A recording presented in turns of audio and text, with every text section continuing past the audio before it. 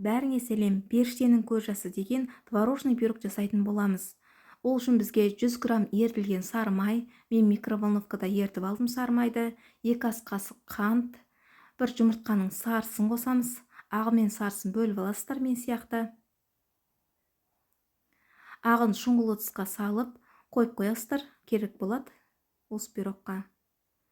1 стакан ұн, мен граммен өлшеймін, 155 грамм. Үстіне 1 шай қасық разрыхительді қосып араластырып, ұнды салып, тестаны илейміз. Осымен тестамыз дайын. Жарты сағатқа холодильникке салып қоясыздар. Керек заттардың бәрін астына описаниеға жазып қоямын. Менің видеоларымды жоғалтып алмас үшін маған подписация етіп алыңыздар.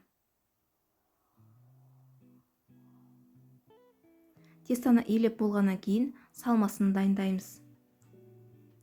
Салмасына 3 жұмыртқаның сарысы мен ағын осылай бөліп аласыздар. Егер бұлай бөле алмасаңыздар, онда интернетте көптеген видеолар бар, жұмыртқаның ағы мен сарысын қалай бөлу керектігін. Соны пайдалансаңыздар болады.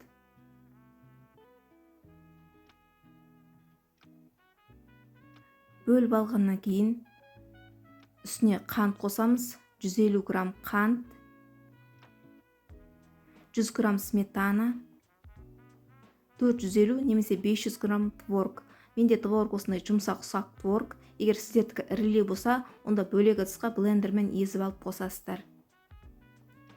Және 2 ас қасық ұн қосасыздар.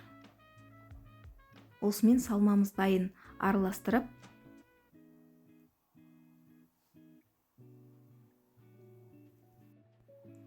жақсылап шанышқымен езіп, араластырып аласыздар венчикпен.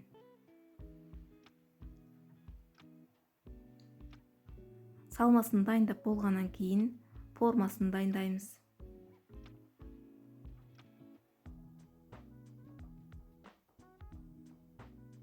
Формасы осындай биік болу міндетті.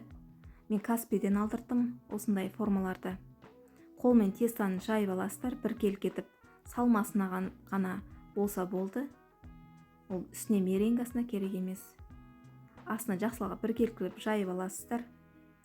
Салмасын салып, 180 градуста қызып тұрған пеште 25-30 минутқа пісіріп аласыздар. Пештеріңізді алдын ала қыздырып қоясыздар.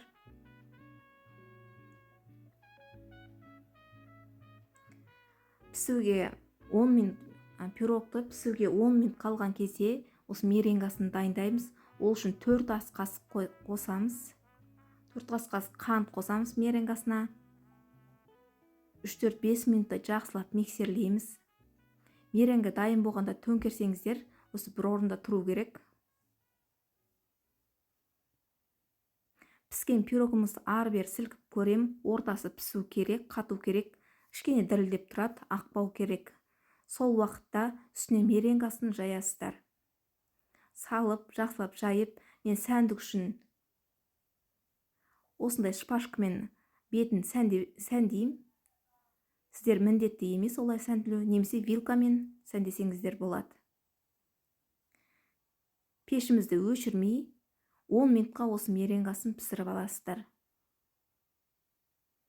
Меренга пісіп шыққаннан кейін бетіне міндетті түрде үлкен табақ жауып қоясыздар, бу шықпайтындай. Сол кезде осындай кристалл тамшылар пайда болады. Астарыңыз дәмді болсын.